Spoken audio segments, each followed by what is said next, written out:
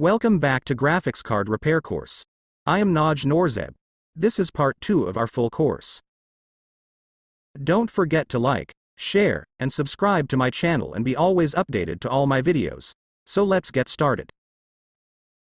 As I told you, we will start from the basics.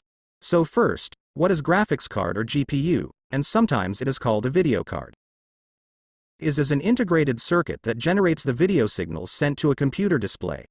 The card is usually located on the computer motherboard or as a separate circuit board but is sometimes built into the computer display unit. This photo is an example of a discrete GPU. It is a graphics processor that is separate from the CPU chip. This type of GPU is usually used in high-end, specialized in desktops designed for content creation or gaming. These are the brands and manufacturers of GPUs. There are two major manufacturers of GPUs. These are the AMD and the Nvidia. By the time I was making these video, Intel are making GPUs too. Now let's go to the parts of GPUs. These are the fans. Usually you will see only one fans in GPUs, sometimes it has two, and sometimes it has three. You will also see in their specs that says X2 and X3. That means X2 is a dual fans and X3 is a triple fans. Next part is called shroud. With a shroud it directs the air pushed by the fan between the heatsink fins, pushing out hot air to the card back bracket vent slots.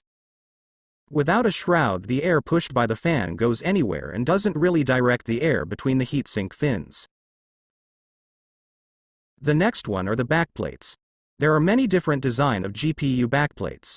A backplate is a metal or plastic plate attached to the rear side of a graphics card that can provide additional support to the PCB and can also offer aesthetic appeal.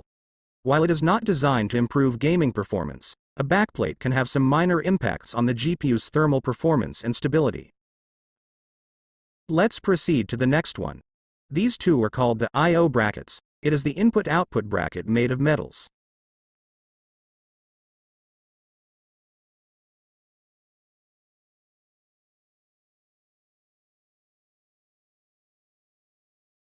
Next are the heat sinks.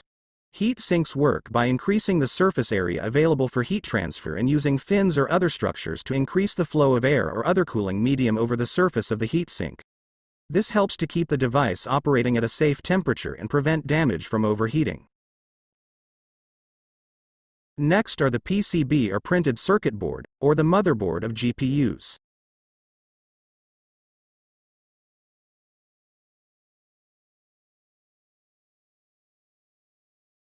You can see different colors of motherboards: white, black, and others are red.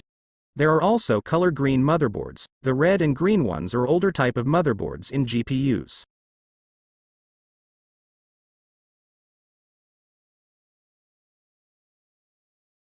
Motherboard is where all the electronic components are embedded.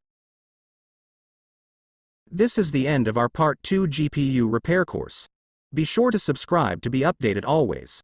See you next time.